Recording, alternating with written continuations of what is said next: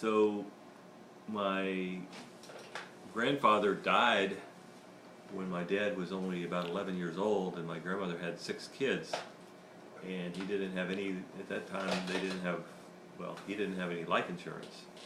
So she was left, she did have land, she had a farm and a house, but other than that, there was not much money and not much means to support them. So, I mean, they would sell eggs and do things just to be able to even keep clothes on their back. They had to do whatever they could do, and my dad, went to work at a pretty young age and all that. But there was one point at which my grandmother was basically just, she just didn't know where their next, meal was going to come from. They were basically out of money. They didn't have any money. They didn't have anything. And if you guys remember the story about my grandfather Watson, he was a pretty wealthy man, but he basically would not, he was also kind of the the Scottish heritage was such that he just wouldn't give people money for anything. He was very tight with his money.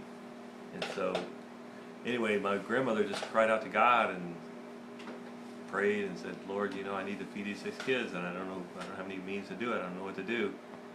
And then a man drove to the house and said that he owed my grandfather $100, and he gave her the money. And so, my grandfather was already dead.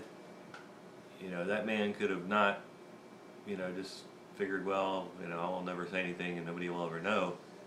But it was like the Holy Spirit prompted that man to come to give my grandmother that money just at the time of her need, just when she prayed and asked God for the money to help. What was $100 worth? Yeah, $100 back then was worth a whole lot more than it is today. It was probably worth like $1,000 back then. Nice. Because you could probably buy a car for, like $800. So it might even be worth more than $1,000. I can't remember, but that was probably back in it was probably in the 40s. So yeah, it was worth a lot. So that.